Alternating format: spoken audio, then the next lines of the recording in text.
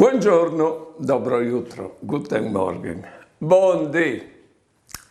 Se tu vuoi di vivi ben, cir di fa pas col tuo passato.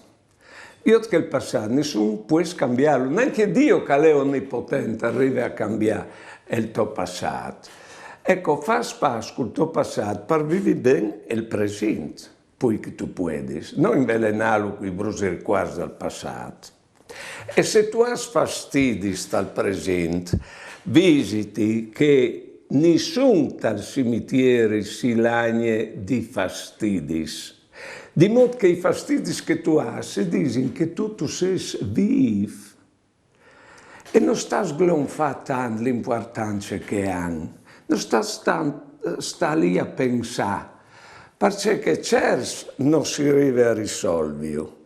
Altri tu arriverai a risolvere e altri sentiamo si risolveranno di besoi. Beh, che ste fiducia che il tempo è una grande medicina per i fastidi. Buone giornate e buone vite.